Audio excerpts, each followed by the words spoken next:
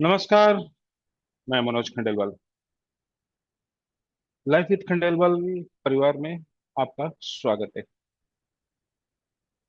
आज हम लोग कुछ चर्चा पहले कर रहे हैं प्रैक्टिकल क्लास के पहले। उसकी वजह यह है कि आप लोग जो सवाल पूछते रहते हैं वो चीजें हम फिर आपको प्रैक्टिकल करके दिखाते रहते हैं। तो आज कुछ लोग ऐसे हैं जो पहली बार जुड़ रहे हैं, तो उनको पीछे का मालूम नहीं है, तो मैं बता देता हूँ। हमारी अभी बैकमैन सीरीज स्टार्ट है। बैकमैन में लगभग लगभग 12 घंटे की ट्रेनिंग हमारे लोग ले चुके हैं। और साइटिका पार्ट वन जो एक्यूट साइटिका हैंडल करने का, उसमें लगभग लगभग 35 से 40 घंटे की ट्रेनिंग हो चुकी है। और इस वक्त हम लोग हैं साइटिका पार्ट में, जो क्रॉनिक साइटिका और बैक पेन या सुडो साइटिका होता है उसमें। ये लगभग लगभग वही 40 घंटे की ट्रेनिंग हो चुकी है ऑलरेडी। तो हम लोग अभी आगे बढ़ रहे हैं, ये लगभग 70 घंटे की ट्रेनिंग होगी। और 70 घंटे के बाद भी बहुत सारी चीजें शामिल होगी, लेकिन पहले हम 70 घंटा कवर करेंगे। तो अब सवाल उठता है कि हम अलग अलग खंडों में ईंटों की तरह एक एक ईंट समझा रहे हैं। मतलब कभी हम स्काल्प एक्यूपंक्चर समझा रहे हैं, कभी हम बॉडी एक्यूपंक्चर समझा रहे हैं, कभी हम कायरो समझा रहे हैं, कभी हम फिजिकल एग्जामिनेशन समझा रहे हैं। तो कल एक प्रश्न था कि सर सब चीज को एक साथ रिजल्ट में कैसे कन्वर्ट करें, और हम जब काम करें तो चीजें एक साथ हमारे दिमाग में कैसे आ जाए। तो उस पर मुझे एक प्रैक्टिकल सेशन करके दिखाना है, लेकिन प्रैक्टिकल सेशन में भी इसमें बहुत आयाम हो जाते हैं। एक्यूपंक्चर आ जाता है, कपिंग आ जाता है, कायरो गन आ जाता है, कायरो आ जाता है, मसल टेस्टिंग आ जाता है, फिर एमआरआई वगैरह आ जाता है, लैब टेस्टिंग आ जाता है, कंसल्टेंसी होता है, काउंसलिंग होता है। तो ये सारी चीजें अलग अलग तो लोग सीख रहे हैं, लेकिन एक साथ इम्प्लीमेंटेशन में बहुत सारे लोग वैसा दिमाग शायद नहीं बना पा रहे होंगे, या आप बना पा रहे होंगे, क्योंकि रिजल्ट देकर आप लोग मेरे से मिल रहे हैं। और रोज काफी अच्छा चीज एक देखने को मिला पूरे ग्रुप को, कि एवरी डे आप नए नए केसेस यहाँ ग्रुप में शेयर कर रहे हैं कि सर फर्स्ट डे ही हमने रिजल्ट दिया। तो मेरा मकसद यही है और आपका भी मकसद यही है कि जो acupuncturist first day more than 40% result नहीं देता है, तो आपको एनालिसिस करने की जरूरत है कि आपसे कुछ न कुछ दिक्कत हुई है। इम्प्लीमेंटेशन में हो, एजुकेशन में हो, एनालिसिस में हो, डायग्नोसिस में हो, काम करने के तरीके में हो, या बीमारी को पहचानने के तरीके में हो, कहीं ना कहीं कोई दिक्कत हुई है। तो सबसे तीन चीजें होती है रिजल्ट में। एक होता है उसको रिलैक्स करना। अगर पेशेंट रिलैक्स नहीं हुआ तो काम में कहीं ना कहीं लोचा है। नंबर टू, अगर उसको रिलीफ नहीं मिला तो काम में कहीं ना कहीं ढंग से काम नहीं हुआ है। बस ऐसा हुआ, आइए लेटिए, निडल लगाया, मशीन लगाया, 20 मिनट बाद उतार दिया, पेशेंट को बोला जाइए। ठीक है, क्लिनिक तो ऐसे नहीं चलेगा अब। और तीसरा होता है रिजल्ट, जो एक बार दे दिया तो वो परमानेंट रहे। और चौथा चीज है जो आप लोगों को मैंने एक नया सिखाया है, वह है बूस्टर ट्रीटमेंट। अब ये सारी की सारी चीजें जो है, इसमें पूरे ग्रुप से बहुत अच्छा फीडबैक मिला है। यहाँ तक कि हमारे वरेंद्र कुमार जी जो पुराने स्टूडेंट है, उन उनका भी देखिए वो जो एज ओल्ड पेशेंट के जो रिजल्ट दे रहे हैं, वंडरफुल। और सारे के सारे फिजियोथेरेपी सेंटर से, कायरो वाले से, रिहेबिलिटेशन वालों से, एमबीबीएस डॉक्टर से लौट के उनके पास आ रहे हैं। और इस उम्र में ही इज मोर देन 70, और इस उम्र में उसके पेशेंट क्या तारीफ करते हुए जा रहे हैं। उनके पहले के वीडियो, बाद के वीडियो देखिए। इसलिए सबको मैंने कहा, अगर आप फर्स्ट डे या रिलैक्स रिलीफ रिजल्ट नहीं दे पा रहे हैं एक्यूपंक्चर से, तो आपको एक्यूपंक्चर वापस दोहराने की जरूरत है। कहीं ना कहीं आपसे बड़ा मिस्टेक हो रहा है। तो अब हम कल करेंगे बिल्कुल एकदम प्रैक्टिकल कि एक्यूपंक्चर के पॉइंट। अब सवाल उठता है, मैं एक एक सवाल लेते जाता हूँ जो आप लोगों ने पूछा।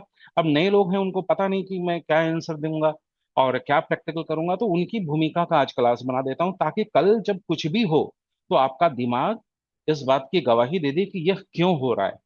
उसके पीछे आपको वो सारे क्लास याद आ जाए। तो ये क्लास दो भी ले सकता हूँ मैं, तीन भी ले सकता हूँ, लेकिन ये 70 क्लास चलेगा। सारे क्लास फ्री नहीं होंगे, पेड वाले के लिए लेंगे, लेकिन मैं इतना जानकारी आपको दे सकता हूँ जिसमें आपके क्लिनिक में रिजल्ट और काम करने के तरीके में थोड़ा सा परिवर्तन हो, और पेशेंट सेटिस्फाई होकर जाए। इतना मैं आप लोगों की मदद करने जा रहा हूँ, इसीलिए आप लोगों को मैंने यहाँ पर आमंत्रित किया है। अब सवाल उठता है, जो पहला सवाल होता है कि सर, हम लोग तो पेशेंट से पहले दिन पूछते हुए डरते हैं कि पेशेंट को रिजल्ट नहीं मिला तो, पेशेंट ने बोल दिया आराम नहीं आया, तो नेक्स्ट डे तो वो आएगा नहीं। गोल्डन रूल नोट कर लीजिए और मेरे साथ दोहरा लीजिए। पेशेंट को तब तक अपने दरवाजे के बाहर नहीं जाने देना है जब तक आप उसको रिलैक्स रिलीफ रिजल्ट में से कोई भी चीज 40% नहीं दे दें।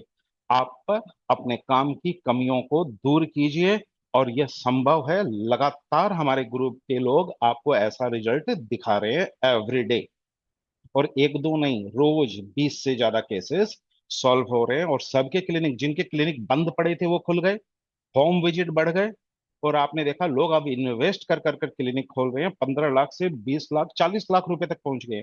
15 लाख से 40 लाख रुपए तक वो लोगों ने क्लिनिक में इन्वेस्ट किया, क्यों? क्योंकि रिजल्ट मिलने लग गया। लेकिन मैं इन्वेस्टमेंट के थोड़ा सा, जानते हैं आप, मैं खिलाफ हूं, लेकिन कुछ लोगों ने दिमाग बना लिया था कि ऐसा करेंगे, तो मेरे को कोई दिक्कत नहीं है, अगर फाइनेंस है तो करिए, नहीं तो आप सिर्फ एक 600 रुपए के एक्यूपल्सर से, पॉकेट में पड़े हुए निडल से और वकारिया सीड से भारत का सर्वश्रेष्ठ रिजल्ट दे सकते हैं। इससे ज्यादा की कुछ भी जरूरत नहीं है। बराबर। अब आपको पैटर्न सीखना है तीन। पहला पैटर्न क्या सीखना है कि सारी नॉलेज को जब आप होम विजिट करेंगे तो कैसा काम करना है, वो गलतियां नहीं करेंगे जो पूरा भारत कर रहा है। होम विजिट और क्लिनिकल ट्रीटमेंट एक जैसा नहीं होता है। क्लियर?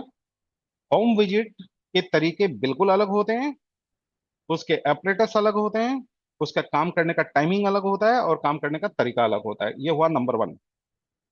क्लिनिक के काम करने के तरीके अलग होते हैं, क्लिनिक में चयन किए जाने वाले पॉइंट्स अलग होते हैं, वहां पर एक्यूपंक्चर के तरीके बिल्कुल अलग होते हैं।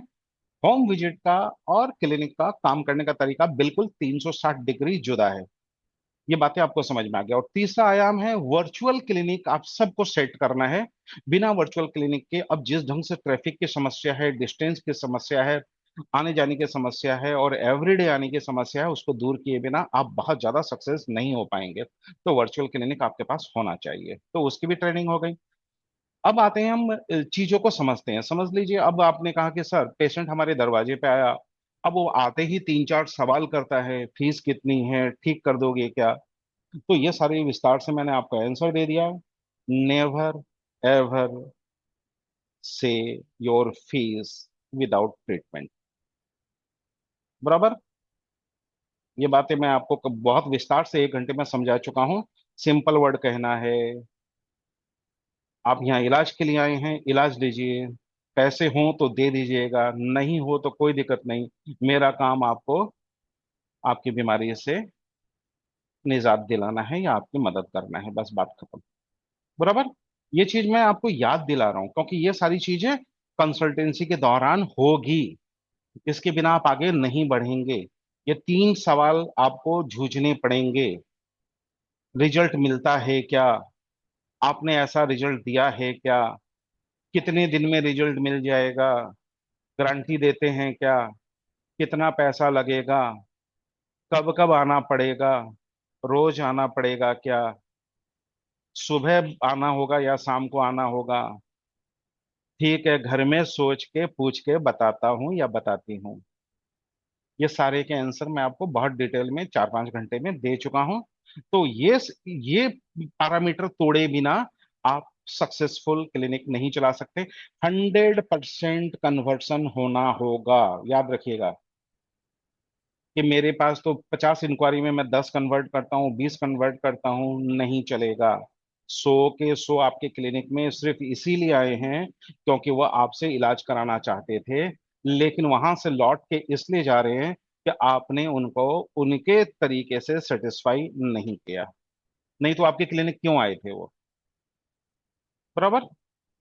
तो ये वाला पार्ट आपको इम्प्लीमेंट करना है कल वाले प्रैक्टिकल क्लास में। ये सारी बातें मैं वहां बताऊंगा नहीं। वहां पर मैं आपको बताऊंगा कि कोई भी पॉइंट से रिजल्ट कैसे लिया जाता है, क्योंकि सारे लोगों को एक बैकग्राउंड अलग अलग है। और सबसे बड़ी बात है, वो लोग जब एक्यूपंक्चर करते हैं तो दो तीन बातें करते हैं कि सर कौन सा पॉइंट लगाएं। तो आपको गोल्डन रूल दिमाग में रखना है, कोई भी पॉइंट काम नहीं करता है। पॉइंट कौन लगा रहा है, किस लिए लगा रहा है, किस तरह से लगा रहा है, कैसे लगा रहा है, किसके साथ लगा रहा है, उस पॉइंट का कौन साथी है, इससे तय होता है उसको रिजल्ट मिलेगा कि नहीं मिलेगा। दूसरी बात, कोई भी मशीन नहीं लगाना है। ये मैं कल वाले चीजों को आज बता रहा हूँ कि कल हम जो चीज करेंगे तो वहां पर आपके दिमाग में नहीं आना चाहिए कि सर ने मशीन क्यों नहीं लगाया। दूसरी बात, 4 पॉइंट से ज्यादा हम नहीं लगाएंगे, 4 इज द मैक्सिमम। एक निडल से रिजल्ट लेंगे, सिंगल निडल से रिजल्ट हमको लेना है। 2 निडल आप ले सकते हैं, 3 निडल का मतलब है आप कंफ्यूज हैं, 4 निडल का मतलब है आप अभी काम ढंग से नहीं कर रहे हैं।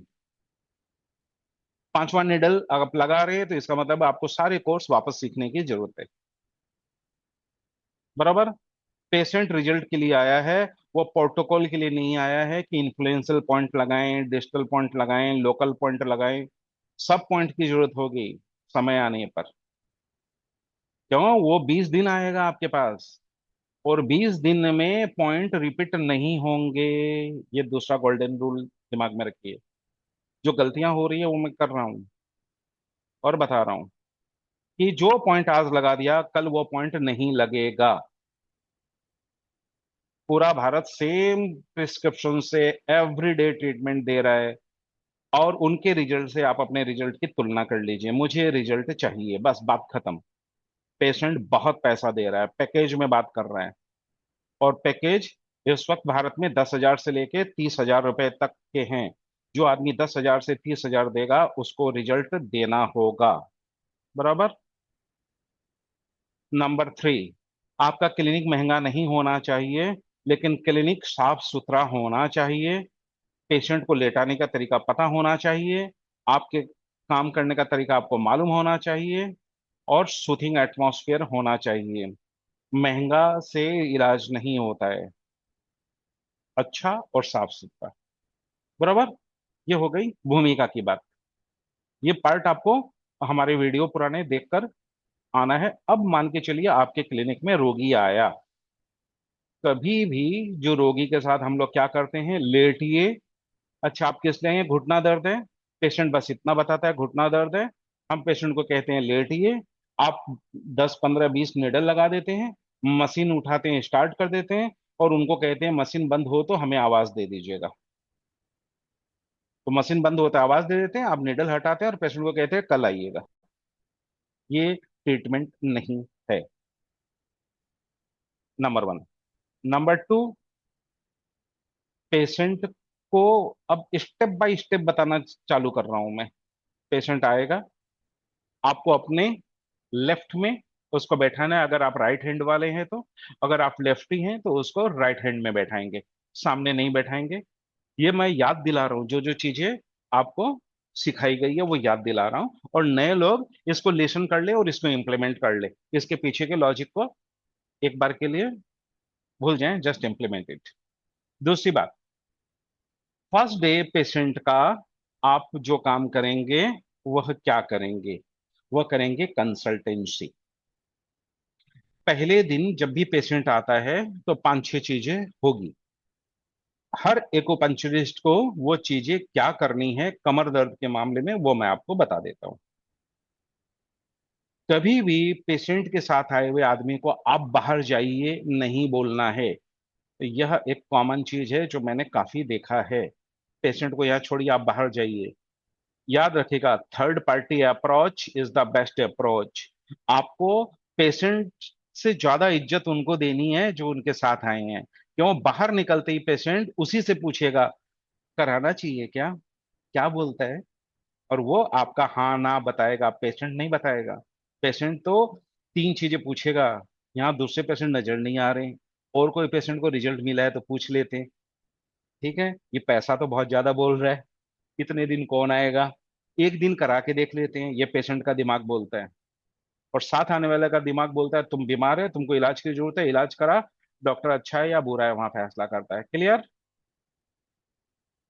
चप्पल खोल के आइए, जूता उतार के आइए, हट जाइए इस कंसेप्ट से, आने दीजिए। सफाई कर्मचारी रखिए या खुद झाड़ू लगाइए। जूता उतारना का मतलब हो गया पेशेंट आधा आपने तोड़ दिया, उसका ईगो हर्ट होता है। आप भी मेरे घर आएंगे, मैं आपको बोला अरे बहन जी एक बार जूता उतार दीजिए, आप देखिए अपवर्ड फील करेंगे क्योंकि आपको बैक जाना पड़ रहा है, जूते उतारना पड़ रहा है। आपकी सफाई आप ख्याल रखिए। वो अगर जूते में आता है आने दीजिए, चप्पल में आता है आने दीजिए। आप कहेगा सर ये बातें आज क्यों बता रहे हो, क्योंकि काफी नए लोग शामिल हुए हैं और उनको लगता है पॉइंट लगाने से रिजल्ट मिलता है।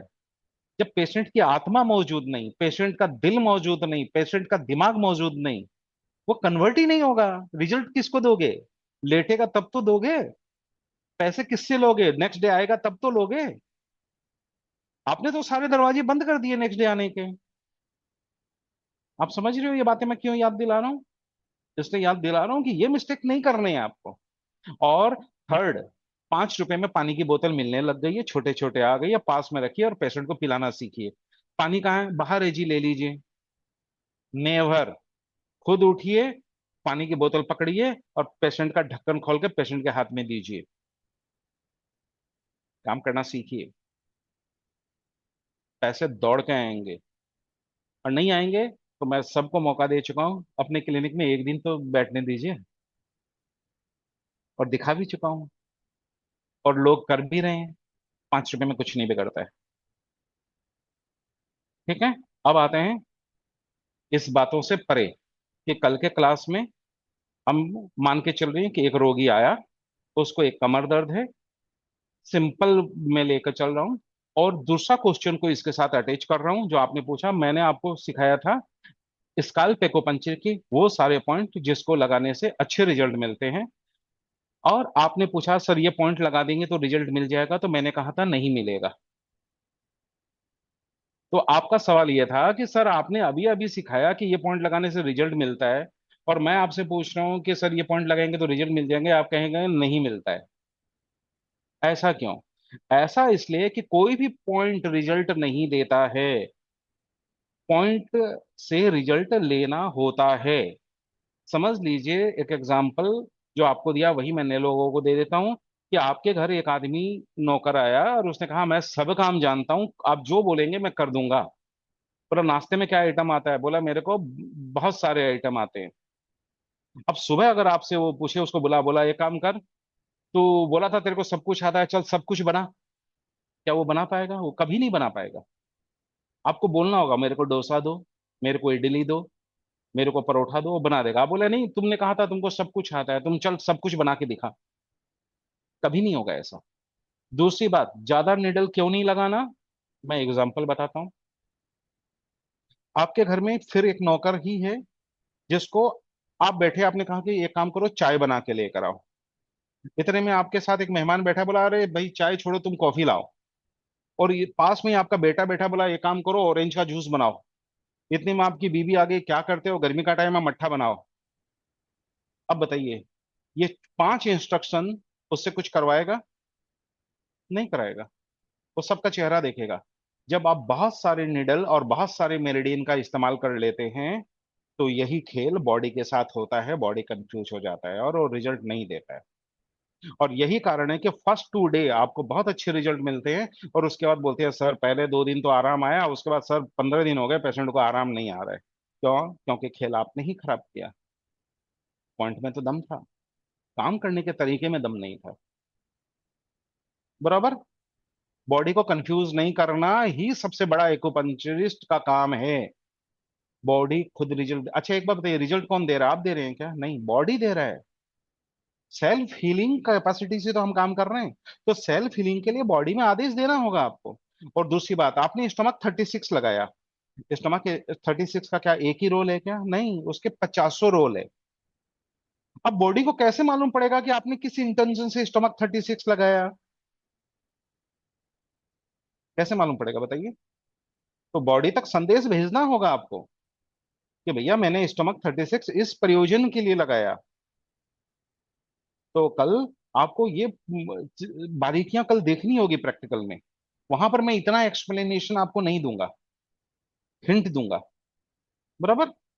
हिंट से आप सारी चीजों को समझेंगे। तो अब क्या करेंगे? क्योंकि अब कुछ चीजें आज समझनी है और इम्प्लीमेंटेशन कल होना है। अब पहला पार्ट होता है कंसल्टेंसी का। कंसल्टेंसी और काउंसलिंग एकदम अलग है। बहुत डिटेल में हो चुकी, तो मैं पांचों छह खंड अलग अलग बता देता हूँ। सबसे पहले आप कंसल्टेंसी करेंगे।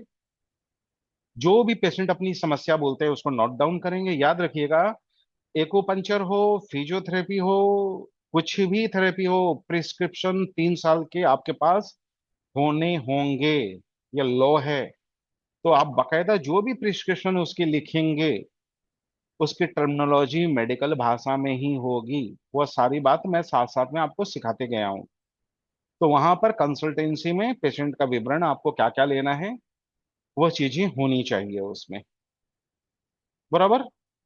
ब्लड प्रेशर हो गए, उसके शुगर के स्टेटस हो गए, ये जो एक्स्ट्रा होते हैं, हाइट हो गया, वेट हो गया, ये लिखना है आपको। क्योंकि आप डाइट एंड न्यूट्रिशन की कंसल्टेंसी देते समय अगर हाइट वेट नहीं लिखते हैं तो वो अधूरी मानी जाएगी प्रेस्क्रिप्शन। क्योंकि वो अगर तीसरे के पास जाता है तो वो एनालिसिस करके देख लेगा कि भाई ये चीजें क्यों दी गई है, क्योंकि ये पैरामीटर से तय होता है बाकी चीजें। तो अभी उसमें नहीं चलते। तो पहला पार्ट हो गया कंसल्टेंसी। कंसल्टेंसी में कभी भी होम केयर की बातें नहीं करेंगे, मेरे को क्या खाना है इसकी बात नहीं करेंगे, ये कंसल्टेंसी का पार्ट नहीं होता है।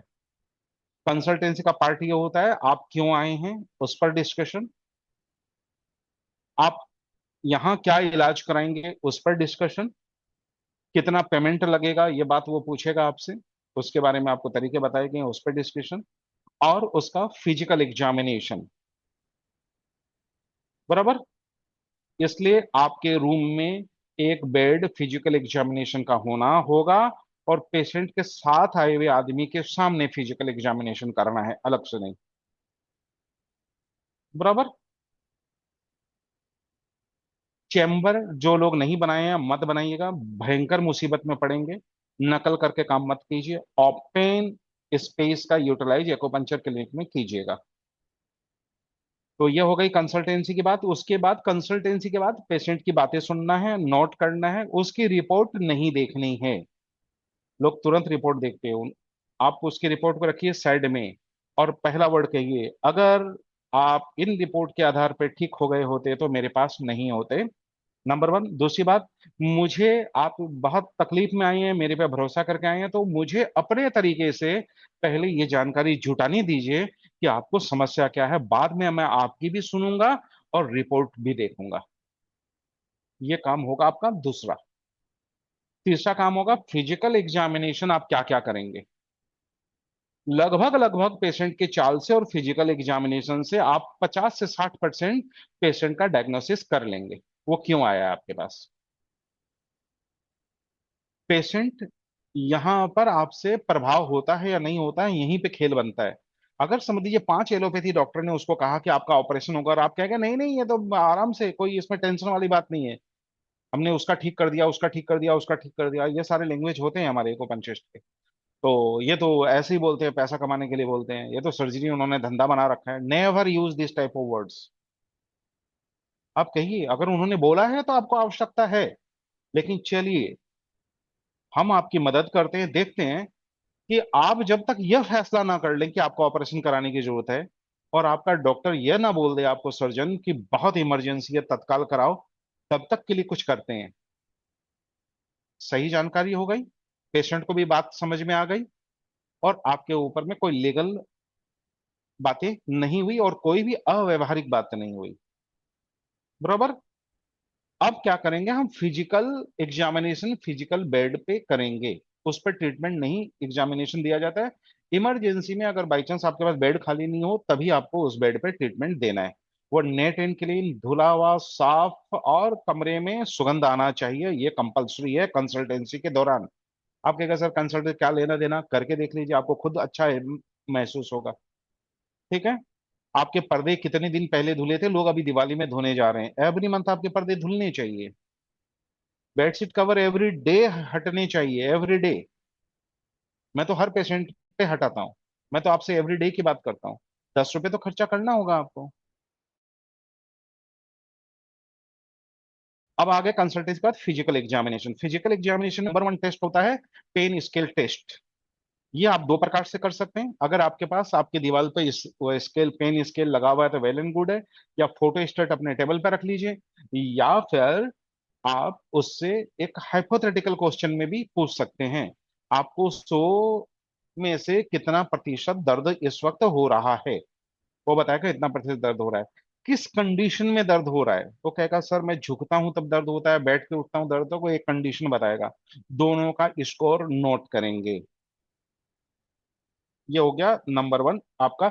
हर एक्यूपंचिस्ट को ये करना होगा, पूरी दुनिया में किया जाता है, इसलिए मैं कोई अनोखा बात नहीं बता रहा हूँ आपको। ठीक है, नंबर वन। दूसरा आपको करना है उसका ROM, range of motion test करना है। उसकी बेंडिंग वगैरह कितनी हो पा रही है, कितनी नहीं हो पा रही है, इसका चेक करना है आपको। ठीक है, ROM आप चेक करेंगे। ये पूरी डिटेल में सिखाया गया, प्रैक्टिकल के दौरान मैं और थोड़ा सा दिखा दूंगा आपको। उसके बाद आपको चेक करना है SLR टेस्ट, यानी पैर उठाकर जो टेस्ट होता है वो करना है, ताकि आप रूल आउट करें ये नर्व इशू है, डिस्क इशू है, वर्टिब्रल इशू है, या हैमस्ट्रिंग इशू है, या क्या इशू है, वो आपको रूल आउट करना है। और पेशेंट को रिजल्ट इसी से दिखाना है आपको। आप पेशेंट से पूछ के वो, कभी भी सेटिस्फाई नहीं कर सकते। उसके बाद हम करेंगे मस्कुलर स्केलेटन टेस्ट, जिससे ये डिटरमाइन होगा कि पेशेंट का स्केलेटन की इशू है, न्यूरोलॉजिकल इशू है, या मस्कुलर इशू है। पेशेंट कौन से क्राइटेरिया का है, वहां से तय होगा कि इसको एक्यूपंक्चर देना है, कायरो देना है, गन देना है, एक्सरसाइज देना है, फिजियोथेरेपी देना है, कपिंग देना है, प्लम्बशम देना है, मॉक्सिबेशन देना है, होम केयर देना है, स्ट्रेचिंग देना है, क्या देना है, ये यहाँ तय होगा। बराबर, या किस किस कंबाइनेशन के साथ देना है, ये तय होगा। उसके बाद हम लोग टेस्ट करेंगे मायोफेशियल ट्रिगर पॉइंट, यानी पेशेंट आपको बताएगा यहाँ मेरे को ज्यादा दर्द है, यहाँ ज्यादा दर्द है, तो दर्द की टेंडरनेस और उस मेरिडियन में जाने वाले टेंडरनेस को हम चेक करेंगे डिस्टली। क्योंकि आपको मैंने बता दिया जहां दर्द होती है वहां ट्रीटमेंट नहीं होते। और मैं अभी बता देता हूं, अगर बाद में याद नहीं आया तो, एक्यूपंक्चरिस्ट के वो मिस्टेक आप नहीं करेंगे, जहां दर्द होगा वहां निडल नहीं लगाएंगे। सारे एक्यूपंक्चरिस्ट जहां दर्द वहीं निडल। तो आपको मैंने अभी अभी सिखाया कौन सा, कि हर दर्द की वजह बहुत दूर स्थित होती है, उसको फाइंड करना और तुरंत उसको गायब करना, ओवर एक्टिव को ढूंढना, और जो मसल्स और जो मेरिडियन काम नहीं करना चाहता है या नहीं कर रहा है, उसको पकड़ना, उससे काम लेना, और तुरंत सेम डे सेम सिटिंग में मोर देन 40% रिजल्ट देना। बराबर। उससे दो फायदे होंगे, आपको पता पड़ गया कि आपने सही डायग्नोसिस किया है क्या, और आपने ट्रीटमेंट सही दिया है क्या। नहीं तो आपने बोला कि नहीं मैंने तो ये डायग्नोसिस किया, तो डायग्नोसिस कंफर्म होना होगा रिजल्ट में। उसके बाद हम टेस्ट करेंगे लास्ट में, जो अभी साइटिका 2 में हम लगातार आपको एक एक सिखाते जा रहे हैं, कि हम उनका हिप चेक करेंगे, उनके पैर चेक करेंगे, उनके मूवमेंट चेक करेंगे, मेरिडियन चेक करेंगे, और उससे हम फिर निर्धारित करेंगे कौन सा पॉइंट ले रहे हैं। तो muscle strength and activation test हम करेंगे। तो ये कुल मिला के 6 टेस्ट हमारे एक्यूपंक्चर में होगा। उससे हमें मालूम पड़ेगा कि हमको पेशेंट को ट्रीटमेंट कैसे क्या देना है, और रिजल्ट इसी पैरामीटर पे पेशेंट को हमें दिखाने होंगे सेम डे और बाद में भी। नहीं तो पेशेंट क्यों मानेगा आपका कि आपने रिजल्ट दिया। वो मना भी कर सकता है, जी अभी अभी ठीक लग रहा है, घर जाके हो जाएगा। पेशेंट ये सब लैंग्वेज में बात करता है।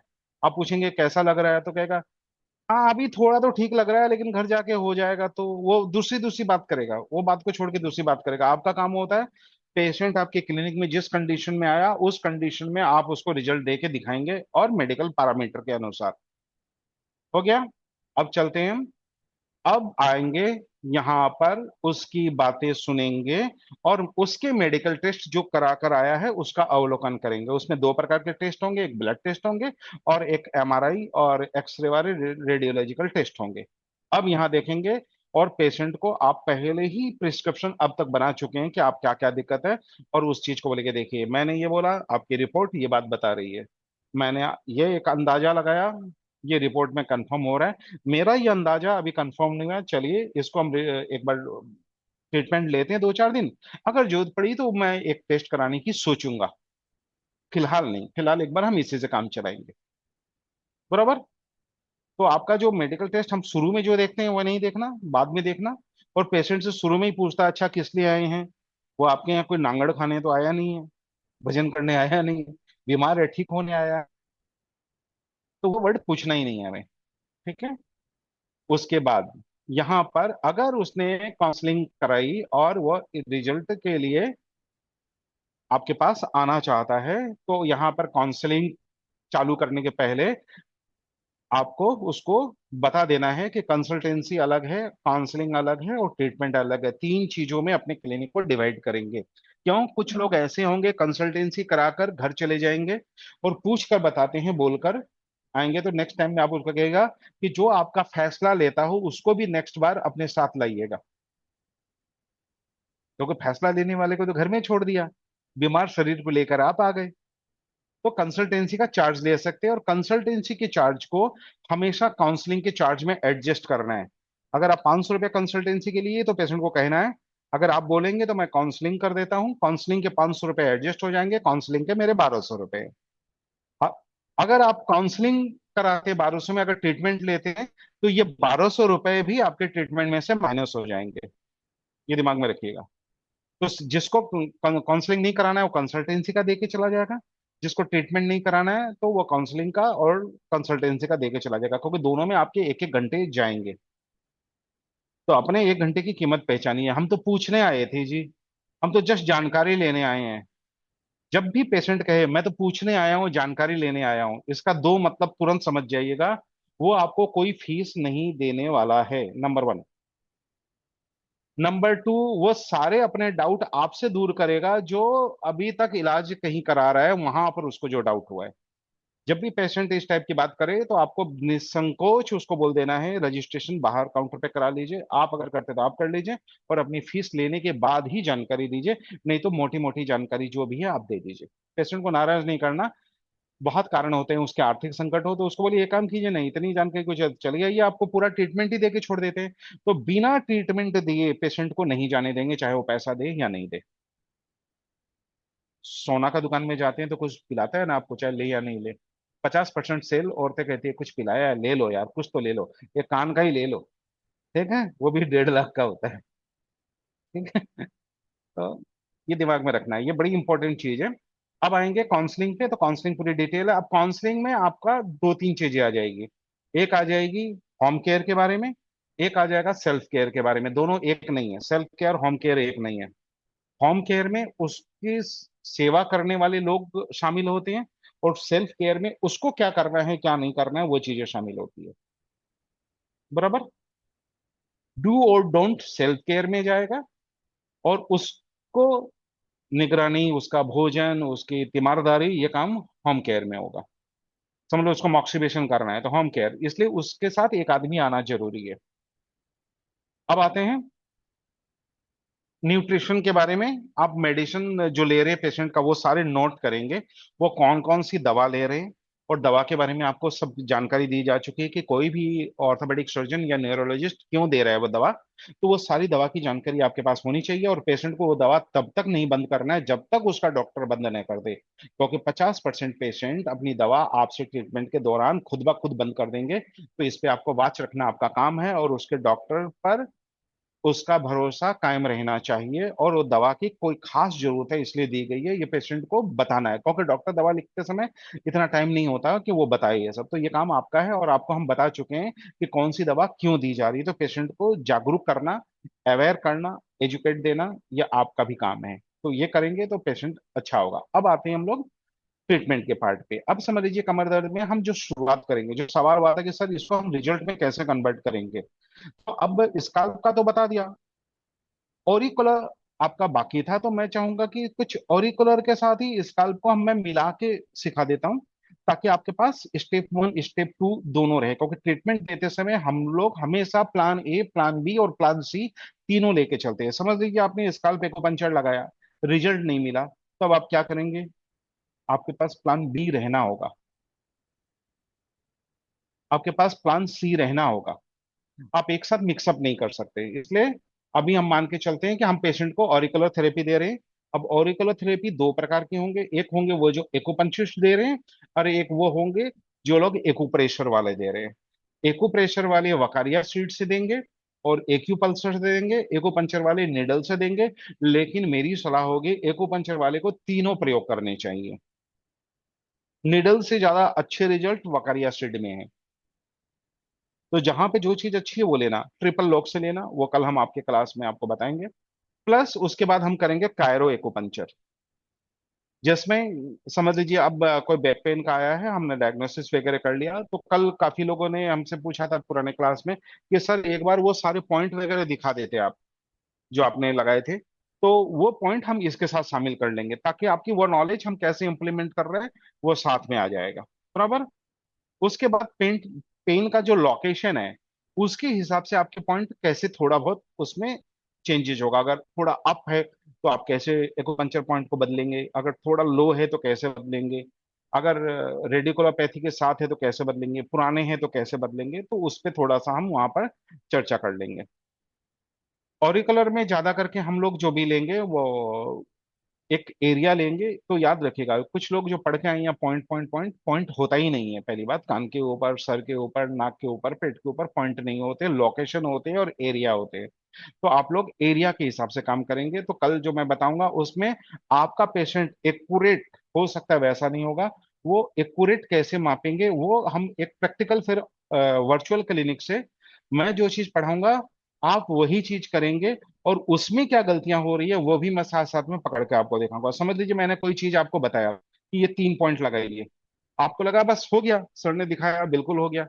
लेकिन जब आप गलतियां करेंगे तो आपकी गलती 6 लोग कर रहे हैं तो 6 लोगों की 6 प्रकार की गलतियां होगी, मैं आपको बता देता हूँ। और सबको लगता है हमने 3 पॉइंट बताए, 3 पॉइंट लगा दिए।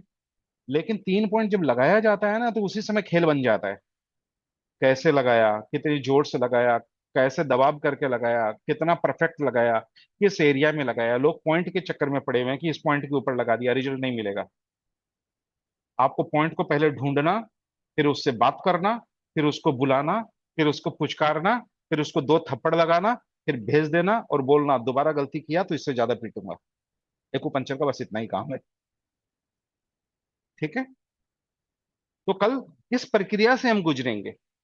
आप सुते लगा देंगे और पॉइंट काम कर लेगा, उसको क्या पता, कान को लगता है कोई खुजली आ रही है, आज जाएगा उसको खुजाएगा हटा देगा। बस इतना ही काम है बॉडी का। बॉडी उसको फॉरेन बॉडी के रूप में लेता है। फॉरेन बॉडी को हटाने के लिए भगवान ने हाथ दिया है। आधे से ज्यादा पेशेंट तक किट किट किट किट करके हटा रहे, बोले डॉक्टर साहब क्या था। और आधे पेशेंट आधी रात को फोन करेंगे, डॉक्टर साहब क्या लगा दिया, इसको हटाना कैसे है, ये तो बहुत दर्द कर रहा है। ये 2 कंडीशन होने हैं लाइफ में आप। ये दोनों कंडीशन की चुनौतियां को कैसे शामिल करेंगे अपनी जिंदगी में, क्योंकि आपको रिजल्ट देना है। पेशेंट आधी रात को फोन करने का मतलब है डरा दिया आपने पेशेंट को। और दिन भर अगर वो सारे गलतियां करते हैं, इसको दबाते रहना है, तो अभी याद दिला देता हूँ, लगाने के बाद पॉइंट को छूना भी नहीं है, दबाना तो बहुत दूर की बात है। आपने किसी को गोली मार दी, अब कहेगा नहीं गोली को एक लकड़ी लेके धकेलते रहना है जब तक किसी की जान नहीं निकल जाए। होता है क्या ऐसा? गोली मार दी, आदमी खत्म। सही पॉइंट लगा दिया, रिजल्ट शुरू, उसी समय इंस्टेंट रिजल्ट लेना है। घर जाने तक तो वो रिजल्ट में आ चुका, वहीं रिजल्ट लेना है। बराबर। तो ये चीजें कल हम सीखेंगे। पॉइंट वगैरह जिनको ये मालूम हो वो थोड़ा पढ़ के आइएगा, जिसमें हम एक तो वकारिया सीट लेके बैठिएगा आप लोग। दूसरा शेनमैन पॉइंट और लोकल बैक एरिया में लूंगा। बैक में ग्रॉब ऑफ द स्पाइनल पोस्टीरियर जो है, पोलिट्रल फोसा और लंबो स्क्रेल और साइटिका एरिया वो लेंगे हम कान के पीछे। और नर्वस सब कॉर्टेक्स एरिया पॉइंट लेंगे। पॉइंट्स ये एरिया लेंगे, याद रखिएगा। और पॉइंट सिलेक्शन कैसे करेंगे वो भी मैं आपको बता दूंगा। और यहाँ पर जब भी हम पॉइंट लेते हैं तो वहां पर याद रखिएगा, ये प्रोसेस जो मैंने आपको अभी बताया था वो रिपीट होगा। यहाँ लोग रिपीट नहीं करते हैं, यहीं पर गड़बड़ कर देते हैं। रिपीट क्या होगा, जितने हमने टेस्ट किए हैं ये ट्रीटमेंट कान के देने के पहले वो सारे होंगे। क्योंकि हो सकता है पेशेंट पहले दिन कंसल्टेंसी लिया, दूसरा दिन काउंसलिंग लिया और तीसरे दिन आपके पास आया, तो टेस्ट आपको वापस करने पड़ेंगे। बेड पे गया तो टेस्ट वापस होगा। क्यों? क्योंकि आपको इंस्टेंट उसी समय पेशेंट को 40% रिजल्ट दे के महसूस करा के उसको घर भेजना है। तो इधर लगते रहेगा और हर पॉइंट तय होगा कि मुझे कितना पॉइंट लगाना है, रिजल्ट पे तय होगा। बराबर।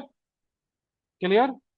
और कान को साफ करने के सारी चीजें लेके बैठिएगा। श्वेब हो गया, अल्कोहल हो गया, फोर्सेप हो गया, किडनी ट्रे हो गया। जो जो लोग लेके बैठेंगे, नहीं तो वीडियो देख के बाद में प्रैक्टिकल कर लीजिएगा। लेकिन जो लोग वीडियो में नहीं है वो लोग साथ साथ में प्रैक्टिस कर लीजिए, कोई दिक्कत नहीं। कोई गलतियां होंगी तो ठीक कर देंगे। वैसे कल हम एक वर्चुअल क्लिनिक भी साथ साथ लेके चल रहे हैं। बॉम्बे से वर्चुअल क्लिनिक में भी हम आपको दिखाएंगे, मैं करूंगा, फिर उधर 2 लोग 3 लोग करेंगे। उनकी जो गलतियां कैसे होती है उससे भी आपको सीखने को मिलेगा, तो वो हम साथ में ले लेंगे।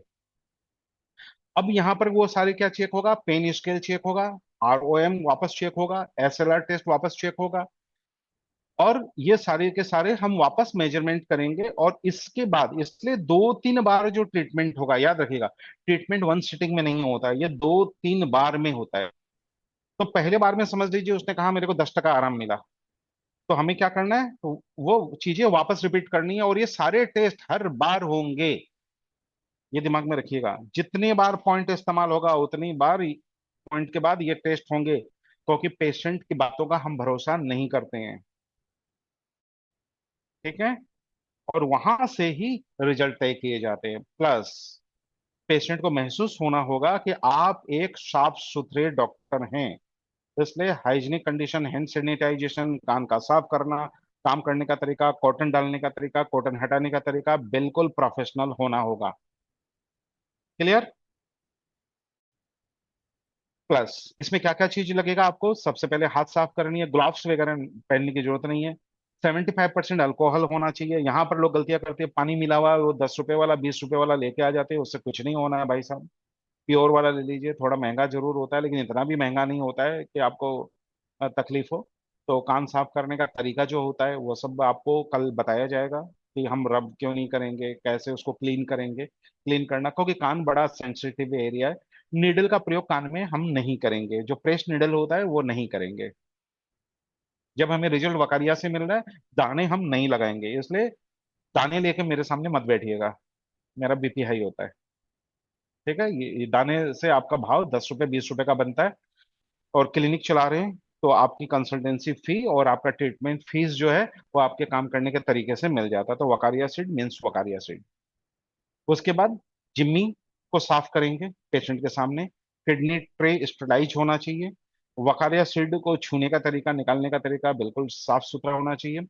ट्रिपल लॉक आप करेंगे, कल हम ट्रिपल लॉक करेंगे, ट्रिपल लॉक बढ़िया से सीख जाइएगा, क्योंकि यहीं पे बहुत बड़ा सीक्रेट है। तो कल मैं तो पटक दिन लगा दूंगा, तो आप देखते रह जाएंगे, देखते मत रहिएगा, कल ट्रिपल लॉक पे काम कीजिएगा। और प्लस जहां से रिजल्ट की शुरुआत होती है वह है Khandelwal style of horse walk. ठीक है। जो पुराने हैं वो लगातार जारी रखेंगे, नए हैं कल उनको हम बता देंगे कि ये कैसे कराना है। प्लस अब आते हैं, जब भी हम कोई भी काम करते हैं तो आपको शुरुआती दौर में अगर स्पाइन से रिलेटेड और वर्टिब्रा से रिलेटेड है, तो हम DU20 एक ही पॉइंट से उसके स्पाइन के फंक्शन को रिस्टोर करेंगे। मस्कुलर स्पाज्म कुछ भी होगा, सिर्फ सिंगल पॉइंट SI3 से हम काम लेंगे, हमें दूसरा पॉइंट नहीं चाहिए, काफी है। बराबर। कैसे काम करेंगे वो और बताएंगे आपको। प्लस शुरुआती दौर में हम कान से और स्काल्प एक्यूपंक्चर से काम करेंगे। एक्यूपल्सर मशीन अपने पास रखेंगे जिसमें आप डूरासेल बैटरी रखेंगे। एक बार डालने के बाद 6 महीने तक आपको कोई टेंशन नहीं है। तो एक्यूपल्सर जो मशीन है बस वही हमारे लिए काफी है, सस्ता हो महंगा हो कोई फर्क नहीं पड़ता है। कोई तार वगैरह की जरूरत नहीं पड़ती, हम मशीन लगाते ही नहीं है। ठीक है, मशीन खाली पेडिंग के लिए। तो पेडिंग के लिए स्लीपर वाली मशीन जो है वो रखेंगे। उसका प्रयोग कैसे करना है वो हम आपको अ, दूसरी या तीसरे क्लास में सिखाएंगे, एक दिन में इतना कवर नहीं होगा, लेकिन क्या क्या चीज की जरूरत पड़ेगी वो मैं आपको बताते हुए चलता हूँ। उसके बाद फिर वापस हम ROM SLR test, pain scale test ये सारी करेंगे। और पेशेंट के कंडीशन के अनुसार फर्स्ट डे लोग मॉक्सीवेशन नहीं करते हैं, फर्स्ट डे मॉक्सीवेशन इज कंपल्सरी। और आपको मैं कल वो मॉक्सीवेशन के दिखा भी दूंगा। जो गोल्ड मॉक्सीवेशन होता है भारत में हमारे अलावा कोई भी इस्तेमाल नहीं करता, काफी बेस्ट क्वालिटी का होता है वो, जिसमें गंध नहीं होता। प्राय लोग कंप्लेन करते हैं, सर आप में तो गोबर का गंध आ रहा है, सर आपके क्लिनिक में तो बदबू आ रही है। क्यों? क्योंकि हम सस्ते मोक्सा वही वाले लाते हैं जिसमें ये सब चीजें होती है। तो इसलिए आपको वो मोक्सा इस्तेमाल करना है जो प्योर ऊल का हो। तो वो मोक्सा हमारे स्टूडेंट के पास है, जो नए लोग जुड़ेंगे कल उनको हम दिखा देंगे कि ये सारे मोक्सा आप इस्तेमाल कर सकते हैं। तो हम लोग ज्यादा करके क्वाड्री मोक्सा इस्तेमाल करेंगे, जो DU3 DU4 UV23 UV25 के एरिया में होगा। सिंपल है, कोई दिक्कत नहीं है, लेकिन काम करने का तरीका क्वाड्री मॉक्सिबेशन होगा। जनरल मॉक्सिबेशन से कमर दर्द में रिजल्ट नहीं मिलता है, ये दिमाग में रखिएगा। आपको क्वाड्री मोक्सा करना होगा या प्रेस मोक्सा करना होगा। तो हमारे बहुत पुराने स्टूडेंट को प्रेस मोक्सा मालूम है, वो कर लीजिएगा। कल या आगामी क्लास में हम प्रेस मॉक्सिबेशन नहीं दिखाएंगे, क्योंकि उसकी धारा अलग है। तो जिनको आता है वो करेंगे, बाकी को हम क्वाड्री मॉक्सिबेशन दिखा देंगे। अब यहाँ पर वापस रिजल्ट को हम टेस्ट करेंगे। अगर यहाँ पर हमको 40% रिजल्ट मिल गया तो हम पेशेंट को जाने के लिए बोल देंगे। अगर नहीं मिला तो हम स्टेप 2 में प्रवेश करेंगे। एक्यूपंक्चर के प्रोटोकॉल्स में प्रवेश करना होता है, याद रखिएगा। निडल नहीं लगाना होता है। हम लोग क्या करते हैं, रिजल्ट मिला तो ठीक है, नहीं मिला तो ठीक है, हम 10 निडल एक साथ लगा देते हैं। कभी भी 10 निडल एक साथ नहीं लगाए जाते हैं। अगर लगाने की भी इच्छा है, मन नहीं मानता है, तो हर 5 मिनट के बाद निडल आएगा। बराबर। और दोनों साइड लगाने की भी जरूरत नहीं है, one side is more than sufficient. एक एक साइड आपको पैड लगाइए, एक साथ आप निडल लगाइए। तो ये कल बताएंगे। प्लस स्टेप 2 में हम क्या करेंगे, अब स्काल्प एक्यूपंक्चर पे आ जाएंगे। अगर हमें यहाँ से रिजल्ट नहीं मिलता है तो हम मूव करेंगे स्काल्प एक्यूपंक्चर की तरफ। अब ये मूवमेंट जो होगी ना, दो प्रकार से होगी। मैं सिखाऊंगा एक साथ आपको, लेकिन सेम डे हम नहीं देते। अब समझ लीजिए आज कर लिया, कल क्या ट्रीटमेंट करेंगे। तो आज अगर 40 मिल गया तो कल इस 40 को बढ़ाने के लिए हम इसका इस्तेमाल नहीं करेंगे, हम स्काल्प का इस्तेमाल करेंगे। हर डे हम टूंग का इस्तेमाल करेंगे। फोर्थ डे हम टेंग का इस्तेमाल करेंगे। फिफ्थ डे हम टीसीएम का इस्तेमाल करेंगे। ऐसे अलग अलग प्रोटोकॉल के एक्यूपंक्चर पॉइंट इस्तेमाल होंगे, लेकिन 2 से 4 पॉइंट ही। बराबर। तो रिजल्ट ऐसे जाएगा। अगर फर्स्ट डे, पहली बात है कि नहीं मिलने वाला पेशेंट तो आप लोगों की जिंदगी में आने वाला नहीं है, क्योंकि सारे लोग दे रहे हैं। अभी तक तो आप लोगों में किसी ने हाथ खड़ा करके ये नहीं बोला कि सर रिजल्ट नहीं मिला, तो वो बात ही खत्म हो गई। ठीक है। रिजल्ट तो मिलेगा। परसेंटेज किसी का 20 होगा, किसी का 50 होगा, किसी का 60 होगा, किसी का रिलीफ होगा, किसी का रिलैक्स होगा, किसी का रिजल्ट होगा। लेकिन नहीं होगा ऐसा तो अभी तक कोई मिला नहीं, इसलिए उस पर संभावना पे बात नहीं करेंगे। तो स्काल्प एक्यूपंक्चर की ये जो पॉइंट है, ये पॉइंट से काम कैसे लेना है, इनसे काम लेने का तरीका अलग है। तो इस पर हम फिर प्रैक्टिकल करेंगे कि इसमें 4-5 प्रकार के स्काल्प हो जाते हैं, जिसमें हम यामामोतो एक्यूपंक्चर करते हैं, टीसीएम करते हैं, जू करते हैं और कायरो एक्यूपंक्चर करते हैं। 4 प्रकार के करते हैं, तो कोई भी एक प्रकार का हम ले लेंगे जो आप बोलेंगे। उसके बाद हम यहाँ पर भी हम लोग डायग्नोसिस करते हैं। जब भी स्काल्प का लेगा, हम वापस बॉडी के ऊपर, मेरिडियन के ऊपर टेस्ट करेंगे। या तो हम करेंगे सेकंड मेटाकार्पल बॉन्ड से, या हम करेंगे हर्ट 3 के एरिया से। ठीक है। और भी हैं, लेकिन फिलहाल दो ही लेके चलेंगे। वहां से टेस्ट करके हम ये जांचेंगे कि हमने जो पॉइंट का सिलेक्शन किया वो सही है या गलत है। और यहाँ पर जो भी हम डायग्नोसिस करेंगे वो उसको कंफर्म करेगा कि हाँ आपने पॉइंट सही लिया और पेशेंट को इतना रिजल्ट मिला। पेशेंट से पूछने के पहले हम कंफर्म हो जाएंगे कि पेशेंट को इतना परसेंट रिजल्ट मिल गया। बराबर। अब आते हैं, बाई चांस समझ लीजिए फर्स्ट टाइमर है, पहली बार ही आया है, और जिंदगी में एक्यूपंक्चर लिया नहीं, और फोबिया वाला है। तो उसको तो बैठा के भी नहीं दे सकते, कैटवॉक भी नहीं करा सकते, हॉर्स वॉक भी नहीं करा सकते, क्योंकि बैठाना मना है। आप लोगों को पहले ही बताया गया, उसको लेटा के ट्रीटमेंट देंगे। जब लेटा के देंगे तो Khandelwal style of horse walking आप कैसे कराएंगे उस पर हम आपको क्लास देंगे। ये नोट करा रहा हूँ ताकि मैं आपसे कोई छूट जाए तो आप मेरे से पूछ सकेंगे सर वो बातें बोली थी कैसे। वैसे मैं ये सिलसिलेवार ही कराऊंगा। ठीक है। मैं अभी जो बोल रहा हूँ मैं उसकी वॉइस से मैं स्क्रिप्ट ले लूंगा, और लेके ये सारी चीजें आपको वन बाय वन सिखाते चलेंगे। 2 क्लास फ्री है, 2 के बजाय मैं 3 कर दूंगा। और जो पेड वाले हैं वो लगातार मेरे साथ 70 क्लास में आगे बढ़ेंगे। ये सिलसिला जारी रहेगा। हर रोज हम एक नए कंडीशन लेंगे कि इस टाइप का पेशेंट आया कैसे करना है। लेकिन जो लोग नहीं है उनको भी हम रास्ता दिखा रहे हैं कि ऐसे करके वो अपनी चीजों को कर ले।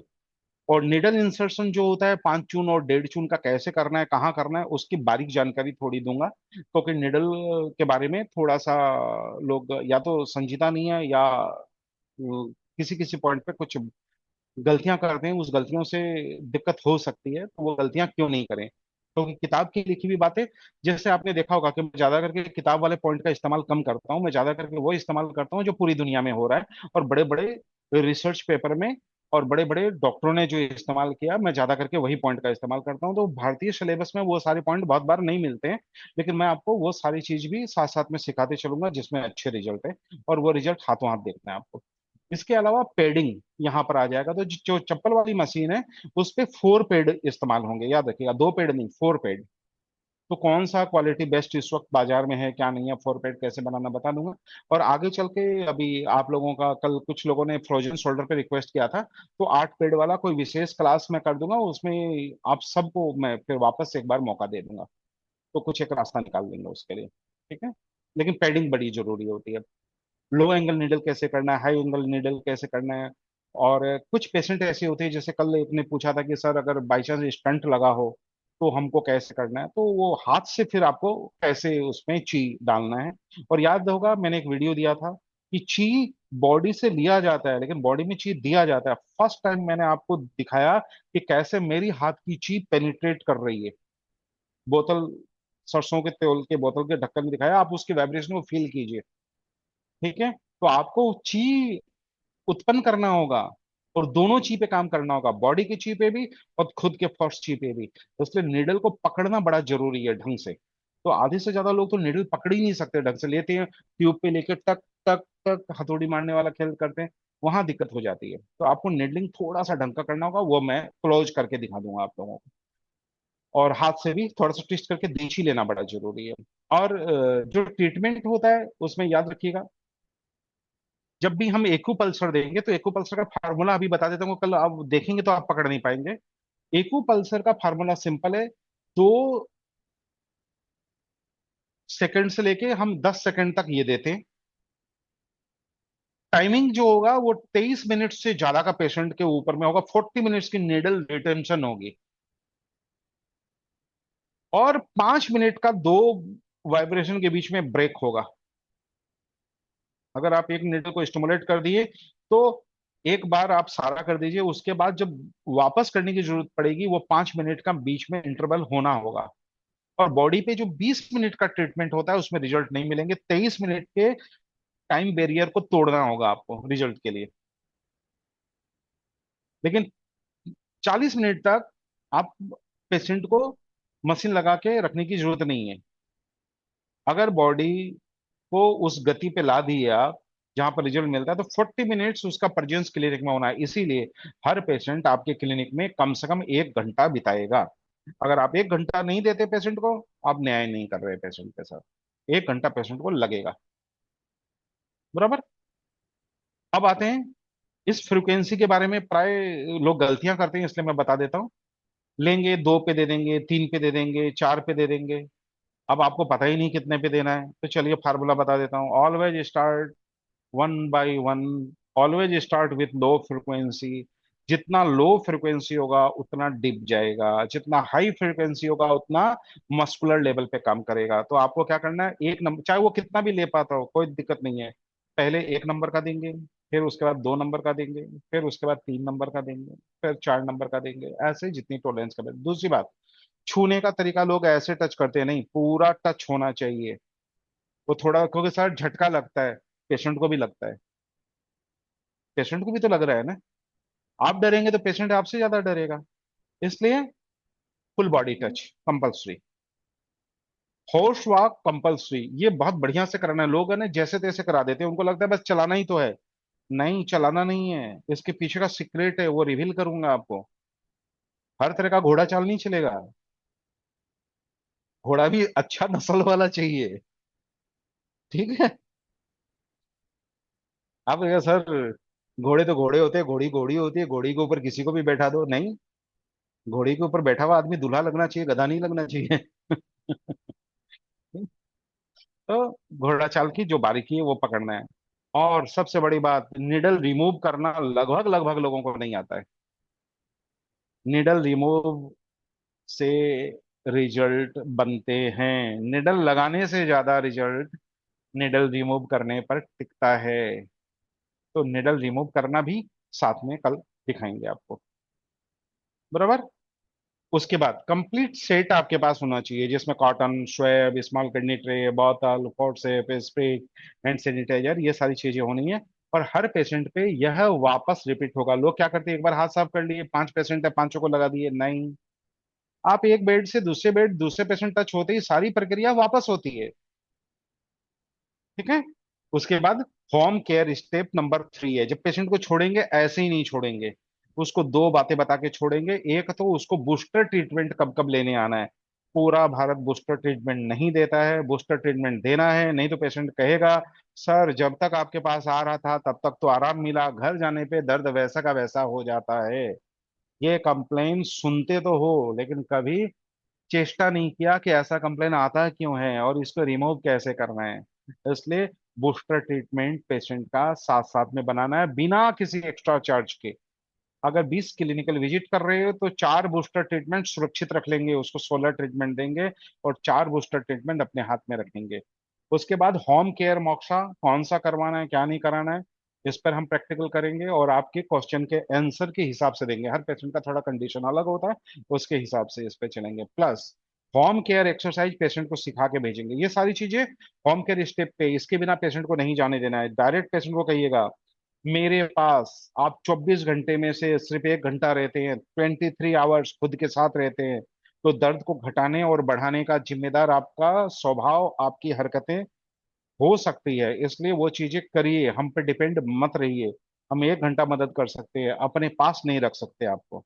तो इसलिए कुछ चीजें करिए ताकि हम पे डिपेंड कम रहे और आप जल्दी ठीक हों और आपको हमें पैसे कम देने पड़े।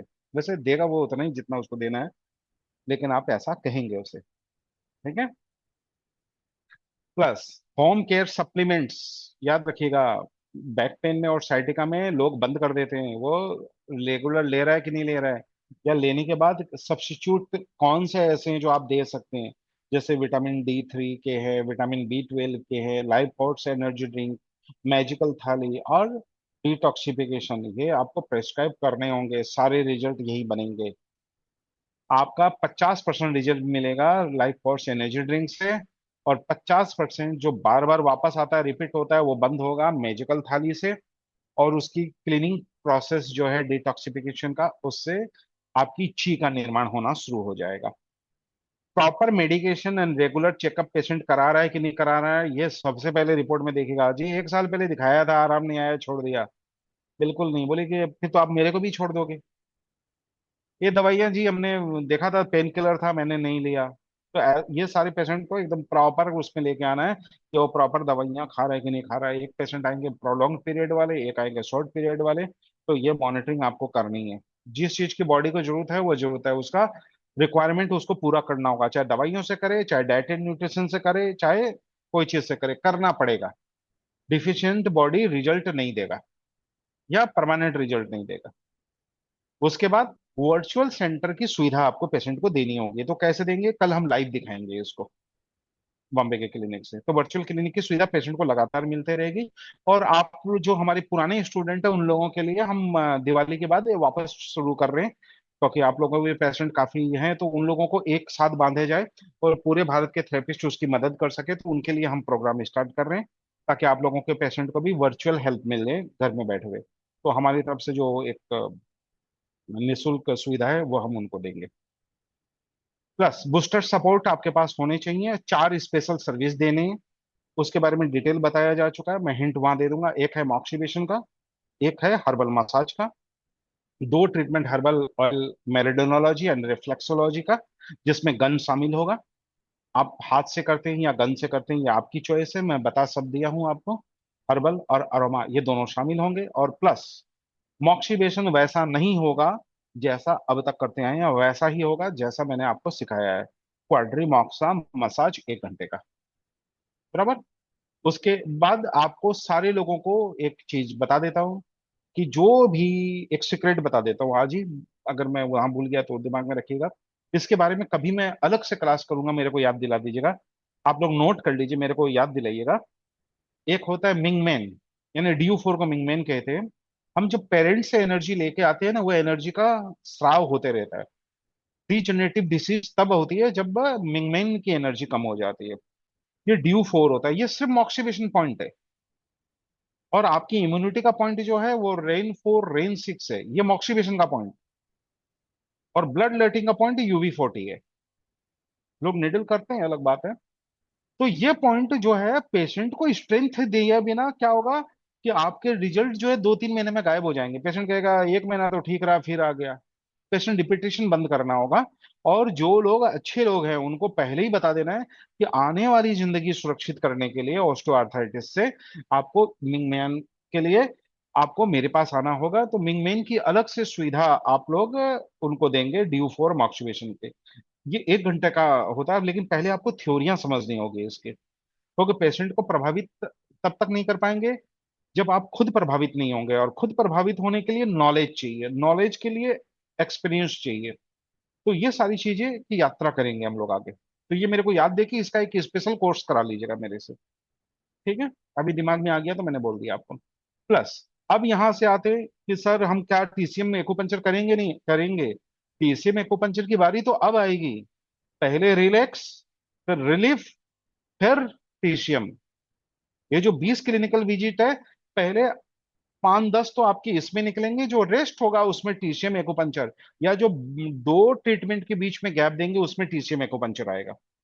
तो वहां पर कौन कौन से पॉइंट हम इस्तेमाल करेंगे? तो ज्यादा करके हम लोग क्या करते हैं, ड्यू 3 है, ड्यू 4 है, यूवी 23 है, यूवी 25 है, यूवी 60 है, यूवी 62 है, यूवी 40 है, जीबी 36 है, जीबी 30 है, इस टाइप के पॉइंट, और बाकी पॉइंट का भी कंबाइनेशन आपको बताया हुआ है। तो वो सब पॉइंट पे आप आराम से काम कर सकते हैं। वहां पर चाहें तो आप एक्यूपल्सर का इस्तेमाल करेंगे, लेकिन लो फ्रिक्वेंसी पर। बराबर, इसलिए मैं आपको ये, क्योंकि ये चीजें तो मैं दिखाऊंगा नहीं, लेकिन बता के छोड़ देता हूँ कि ट्रीटमेंट दो के बीच में जो ट्रीटमेंट होगा वहां पर टीशियम की भूमिका आएगी। कायरो एक्यूपंक्चर के दो ट्रीटमेंट के बीच में टीशियम आप देंगे। इसी तरह ये क्लासेज, जो 70 क्लासेज है, ये ऐसे ही एक पेशेंट पकड़ते हुए हम निकलेंगे एक एक कंडीशन पे।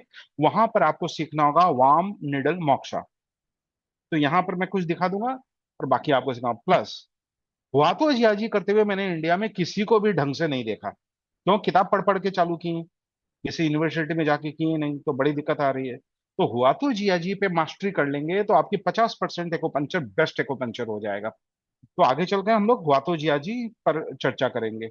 मैनुअल कायरो की जरूरत कहाँ पड़ेगी उस पर चर्चा करेंगे।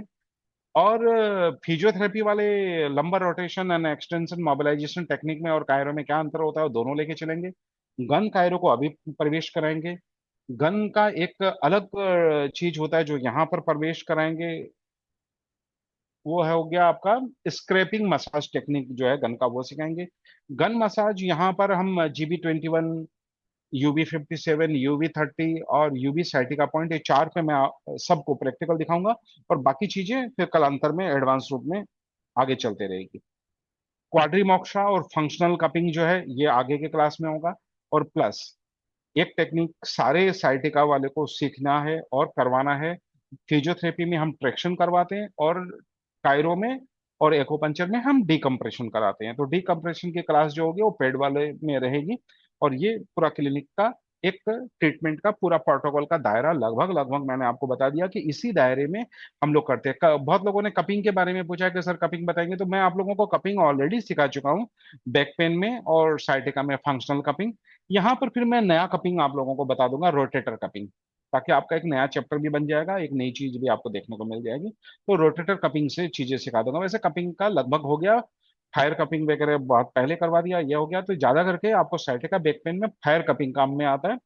बाकी कपिंग का ज्यादा रोल होता नहीं है, खाली फंक्शनल कपिंग है, तो सस्ता सा आपको वो चीजें बता दिया मैंने।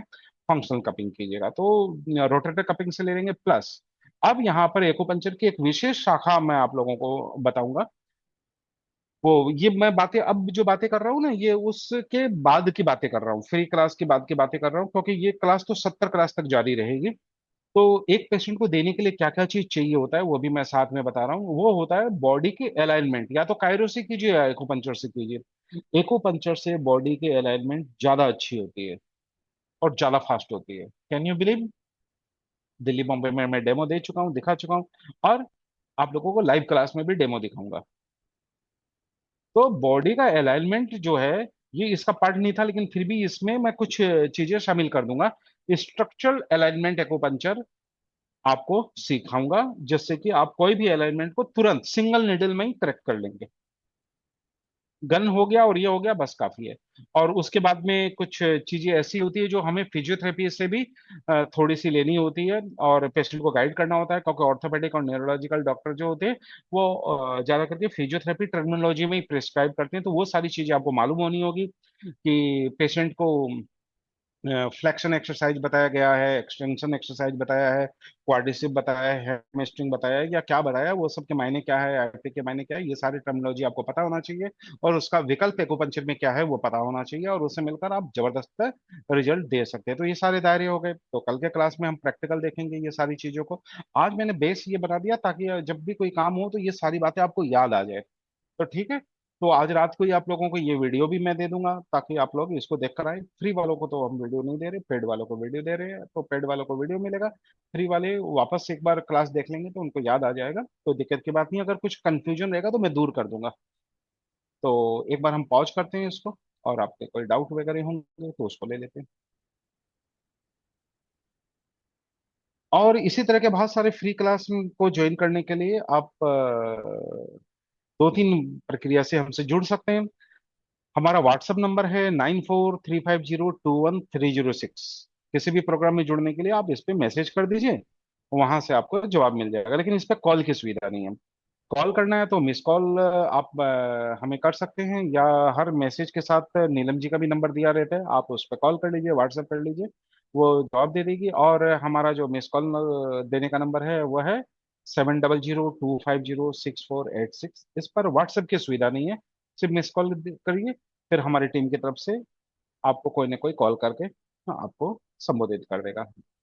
प्लस अगर आप अब हमारे बहुत सारे फ्री वीडियो देखना चाहते हैं तो यूट्यूब में लाइफ विद खंडेलवाल नाम से चैनल है, उस पे चले जाइए। मोर देन 300 वीडियो वहां पर है। वो सब आराम से देखते रहिए, उसमें ही आपके 2-3 महीने निकल जाएंगे। काफी बड़े बड़े वीडियो उसमें है।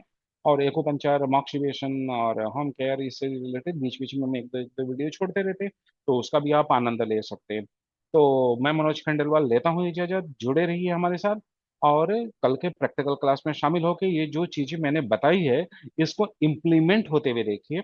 और याद रखिएगा, रिजल्ट दिया जाता है, दिया जा सकता है, बशर्ते आपको काम करने का तरीका पता हो। ठीक है। मैं मनोज खंडेलवाल लेता हूँ इजाजत। मैं अपने फोन नंबर वापस दोहरा देता हूँ। मिस कॉल के लिए 9435021306 में व्हाट्सअप कर दीजिए, और मिस कॉल कर दीजिए 7002506486 पे। आज्ञा दीजिए। नमस्कार।